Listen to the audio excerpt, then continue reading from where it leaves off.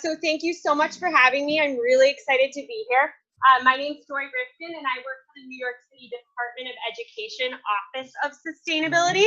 And I'm going to tell you a little bit about what New York City is doing specifically in schools to be one of the most resilient and sustainable cities in our country. So click to the next slide. Why is sustainability so important in schools, and specifically New York City schools? Well, we have over 1.1 million students. That's more than most municipalities in the country in total. We serve over 1 million meals a day. We have over 1,800 schools in the city. So if we are getting kids on board, if we're teaching the next generation about this stuff, it can make a huge impact towards our New York City goal. Click. So our office focuses on everything with sustainability, but we have 3 main focus areas. That's education, energy, and waste. For education, we don't only educate students and teachers, we work with every stakeholder in our school building. From custodial teams to the school food managers in the cafeteria, we make sure everyone's on the same page of what our goals are for sustainability in schools. Energy, we deal with energy conservation. We're doing solar installations now and our demand response program. And then waste, we're dealing with waste reduction and direct communication with the Department of Sanitation, who collects all our recyclables, compost, and trash. Click for me. So all of our Department of Education goals fit into larger New York City goals. Our citywide goal for energy is an 80% reduction in greenhouse gas emissions from our 2005 levels by 2050. So our goal for the Department of Education is to reduce greenhouse gas emissions by 35% by 2025. The city's goal for waste is to send 0 waste to landfills by 2030. I'll explain more about that. So the school's goal is to move schools towards 0 waste, starting with the first 100 schools in our pilot program. And all of these goals come from One New York, the Plan for a Strong and Just City. If you've never seen that, there are super ambitious sustainability goals in there, and we're sticking with them and working really hard to achieve them. Click for me. So we're going to talk about energy first. You can just click right away to that energy overview slide. So for the Department of Education, just schools, buildings, our energy budget is more than $300 million a year. That graph on there is a 3-year period of energy use. You can see our energy use goes way up in the winter. We use a lot more fuel oil to heat our buildings. Our electricity use is pretty constant. It goes up in the summer because we have a lot of AC units in our school buildings. But this is just to show you what a rolling 36-month energy use looks like in our school buildings. And we are 25% of the city's energy consumption. So we are a massive portfolio in New York City. So go ahead and click to the next one. So one of the goals that fits into this 80% reduction by 2050 is installing 100 megawatts of solar by 2025. That's a citywide goal. The Department of Education is going to encompass about 1/3 of that. So a third of the 100 megawatts will come from school buildings. And why are we so important in this solar program? Well, one of the reasons is that we have buildings in all 5 boroughs, so it's equitable. If we're putting solar only on city buildings in Manhattan, we're losing an opportunity to make sure that solar is equitable and that students can connect with the solar panels on their building. Stand right here. Okay. So schools are the largest portfolio of buildings. They're geographically dispersed. Solar makes sense. It's economical, educational, and a clean energy source. So click for me. So we right now have 35 solar installations, including 1 net zero school on Staten Island. We have another 100 solar projects planned over the next 3 years. We just kicked off construction at 2 more schools in Queens, and we have 5 more kicking off in August 2018. So really exciting. We're moving these projects forward super, super quickly, and it's really exciting. Click to the next one. So solar offsets the amount of electricity we draw from the grid. You guys know this. It saves money, it reduces air pollution, it increases resiliency, and it can serve as an educational tool. I want to touch on resiliency really quick. We're working with Tesla on 25 of our solar projects to implement battery storage on those sites. And that's amazing for resiliency. When something like Hurricane Sandy happens and we lose power to a huge part of the city, those schools with battery power can serve as shelters. They can still have power if we lose connection to the grid. An educational tool, this is really important for our office. We don't want to just blindly put solar panels on buildings without connecting to the broader school community and neighborhood. So every school that's receiving solar panels will also get education from our nonprofit partner, Solar One. They'll also be getting a dock, a monitoring system in their building. So every day they'll be able to see how much power they're generating from those panels. And there'll also be a banner that just goes outside the school that lets the community know this is a New York City solar school. So really, really exciting. Click again. So our demand response program is another program that's really important for energy savings within the Department of Education. It's generally in the summer period from May to October, and we have 300 buildings enrolled currently, and that number is constantly going up. And those buildings are committed to reducing 37 megawatts of power during that demand response program. And what you're seeing here where it says Save the Grid, that's just a poster that goes in these demand response schools, letting the school community know that they are part of this program. So what is this program? Let me explain. Click to the next slide. You guys know the grid. The energy comes from a power plant. It goes through high voltage transmission lines. It ends up at the end consumer, in this case, a school. Click to the next slide. The stressed grid, when our heat goes above 90, which has happened a ton this summer, it just reduces efficiency on the grid. That equipment can't work as well when it's that hot. And also everyone's powering electronics, air conditioning, supplies in the city to keep everyone cool. And that stressed grid can cause blackouts and brownouts. And that can be really dangerous. A presenter was talking about heat and heat stroke and heat stress. So click to the next slide. So anytime the grid is stressed in the summer, we go into a demand response event. And the goal of that event is energy curtailment in a building. So we deploy information out to our custodian engineers. They're the head people in the building. And what they do is they reduce power in any way possible. So they turn off power to escalators in a building. They turn off lights in a whole hallway that's not being used. They shut down air conditioners and they reduce their power during the demand response event. So this graph is from New Energen. They track our energy use. And so a demand response comes in, you can see that 30 minutes before the custodian engineer and his crew, his or her crew, reduce power in the building. And then when that event ends, they ramp up or they leave it powered down, depending on what's going on in the building in the summer. You would think no one was in there, but all our buildings are used all the time.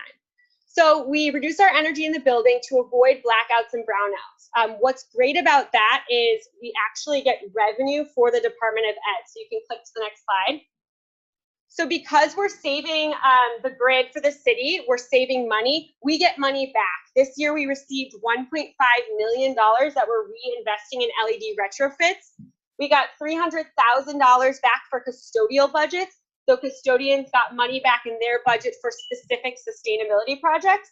And then we got $120,000 for sustainability grants. So educators, sustainability coordinators can apply to receive this money for sustainability projects in their school. So besides saving our city from blackouts and brownouts, this provides us with a lot of revenue. It's really cool, and we want to just continue to grow this program. Okay, click to the next one. This is my passion and area of expertise, waste. So recycling is a lot in New York City. It's poorly enforced, but it's a really big deal that we have this legal framework. It allows me to go into a building and explain to someone what's legally required, and it goes a long way. Click to the next slide. So here are the waste programs in New York City schools. All 1,800 schools have the city recycling program. That means every New York City school recycles metal, glass, plastic, and cartons, and cardboard and paper. Moving on, the next subset of schools is our organic collection program. This is about 725 schools that are on specific Department of Sanitation truck routes, which means that they are able to compost their food scraps and soiled paper. So about 725 schools are part of that program. Finally, our last subset of schools is the Zero Waste Schools program. This is 100 schools that we're piloting in to sort of glean best practices. How can we divert anything that's divertible? And how can we get the message out to the student body? So these are 100 schools. They're going for maximum diversion and a really push for education about why this matters and how we do it correctly. Okay, click to the next one. So I mentioned One New York, the plan for a strong and just city. I just want to clarify the sustainability goal is New York City will send 0 waste to landfills by 2030. What does that mean? It doesn't mean that there's no trash. It just means that anything that can be diverted is being diverted. Nothing is being wasted that can have a second, third, fourth life. So if it's recyclable, it's being recycled. If it's compostable, it's being composted. That's New York City's definition of 0 waste. You can see on the bottom right there, that's a Department of Sanitation truck proudly displaying that goal, 0x30. That's one way to get the word out to residents in New York City, what's trying to be accomplished here and how important it is. Click to the next slide. New York City has 4 waste streams. Depending on what school you're in or depending on where you live, you either have all 4 waste streams or 3 of these waste streams. We color code them because it's easier for people to understand what goes where. The blue stream is for metal, glass, plastic, and cartons. The green stream is for mixed paper and cardboard. The orange or brown stream is for food scraps or soiled paper. And finally, the trash stream, which is gray or black, is for soft plastic wrappers, styrofoam, markers, plastic bags. So if you don't have access to the brown bin, the compost, your food scraps and soiled paper unfortunately go into the trash. Click to the next one. So this is a little side thing that I just wanted to share, which is really exciting. In 2015, we were using styrofoam trays every single day that were going in the trash. So over 1 million meals a day, that's over 1 million styrofoam trays every single day going into the trash can. So this group called the Urban School Food Alliance came together to get the compostable plate that we have now. So what happened is New York City combined with LA Public Schools, Chicago Public Schools, and Miami Public Schools. And with that combined buying power, we were able to lower the price of that compostable tray from 15 cents to 5 cents. So we got a post-consumer paper compostable tray that now is used every single day in New York City schools, Chicago, Miami, and LA. Yeah, it's really cool. Very, very cool. Thank you. The Urban School Food Alliance has grown. More school districts have joined in. And now, starting fall 2018, we will be introducing compostable cutlery. So the same thing happened. All the buyers went together. We were able to lower the cost of that cutlery because it was 3 million students rather than any of these districts alone. So starting in the fall, we'll have compostable cutlery that's certified compostable by the Composting Manufacturing Alliance. So really, really exciting, and it really does push markets. Now smaller school districts can actually get this compostable cutlery and tray because we've lowered the price and made it accessible. Okay, click. So why does all this matter? I spend a lot of time working with students and working with other adults in school buildings to make sure that they understand how these systems work and what goes where. Why do I spend so much time and energy doing this? Because I really believe that it matters so much. Does anyone know where there's a landfill in New York City? A big hole where we put all our trash. Some goes on, I heard someone say it. Yeah, Karen, nice. So ocean, sometimes it goes there. That's really unfortunate. Karen said Fresh Kills. That was the largest landfill in the country. It took all of New York City's trash. It was on Staten Island. So if you threw something away in the Bronx, Queens, Manhattan, it didn't matter. It was going to Staten Island to be in Fresh Kills. So people on Staten Island were like, this is not fair. Why do we have to deal with all of New York City's trash? Higher rates of asthma, more truck traffic, contamination of our groundwater. So they said enough is enough. And that means that when this started to close, if you threw something away, it was leaving New York City. So click to the next slide. So right now, if you throw something away in New York City, it goes as far as South Carolina, Ohio, Pennsylvania, Virginia, upstate New York, New Jersey, and it costs us over $300 million a year in taxpayer dollars just to transport and tip our trash in other places. So just like the people in Staten Island were not happy about dealing with New York City's trash, we are just moving the problem further away and putting it in the backyards of other people in other states. This is also a huge environmental justice issue. These are low-income minority populations that don't have enough, have the advocacy to say this is not fair. Okay, click to the next slide. This is just a crazy map that I show a lot of students. This is 1930. I don't know if you guys can see it. These are open and closed landfills. There's a little outline of the country. It's tricky to see. Click to the next one. You can see in 2013 that map illuminates. We have so many more landfills now, both open and closed, that you can see it's really not sustainable to just bury our trash in the ground. And what students notice is they say, I remember those movies where milk used to be delivered in a glass bottle and then they'd return it. Maybe that's part of the problem, population growth, the increased use in single-use plastic. But this is a pretty shocking figure that shows that it's a problem we need to address. Click to the next slide. Some of these have a little animation, so I apologize if you're not seeing all of that. Landfills are gross, they smell bad, they release methane, they put toxic contents in our soil. They're not what we want to do with our trash, and there is a better way. So click to the next slide. So recycling in New York City creates local jobs and gives that material a new life. When you recycle paper in New York City, it goes to Pratt Industries on Staten Island. In 12 hours, that recycled paper turns into a pizza box that can be used, turns into a box for Home Depot, turns into office supplies that are 100% recycled. Employing New Yorkers, giving that paper a second life. Our metal, glass, plastic, and cartons goes to Sims Municipal Recycling Center in Sunset Park, Brooklyn. It's a super high-tech facility. It sorts and bales the material, and then it's able to be sold to companies that can turn it into new items. So again, keeping the material in New York City, employing new Yorkers, and giving that material a second life.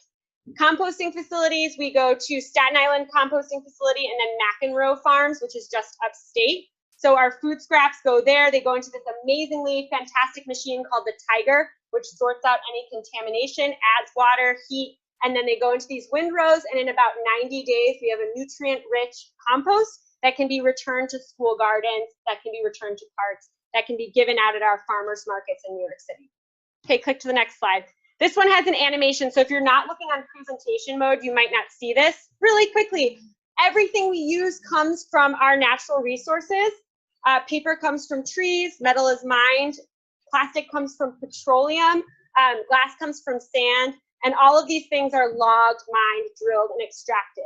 And when you connect the dots for students, young people, and adults, they buy into this and realize it's a big deal. There is no such thing as a way. We don't throw something away. It doesn't go away. And these things come from our planet.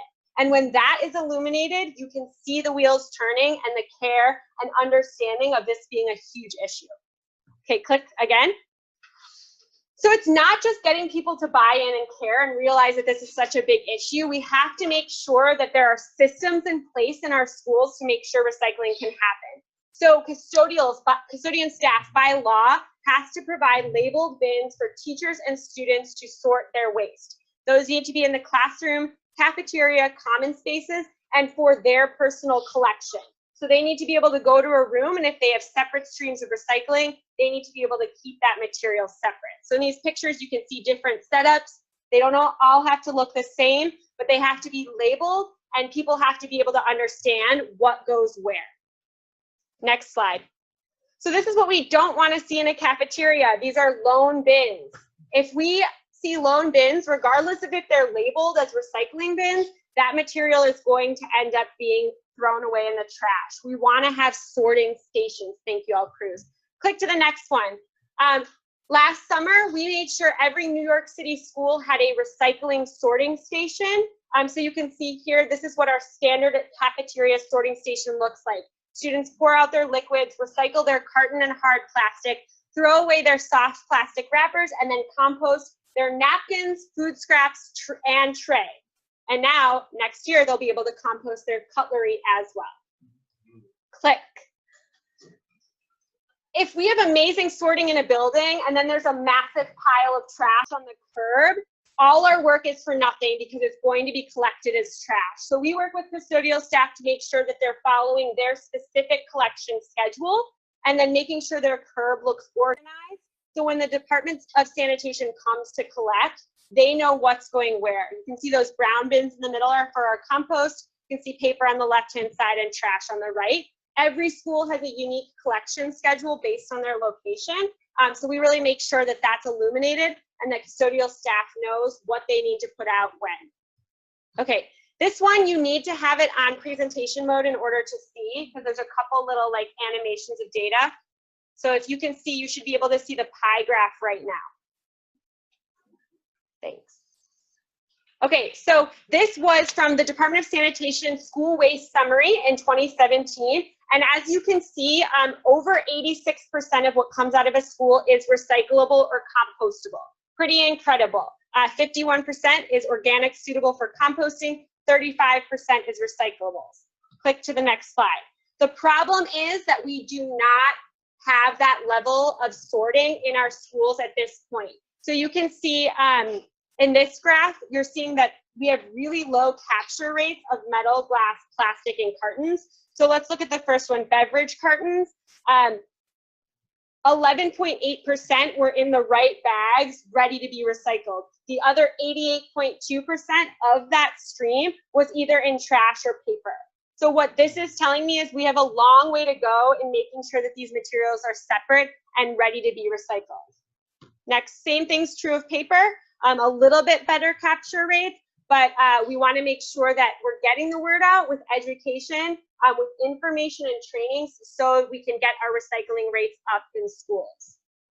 Last thing, it just shows the capture rate versus the contamination rate of paper recycling and metal, glass, plastic recycling. Click to the next one. Thank you guys so much for listening. I really appreciate it.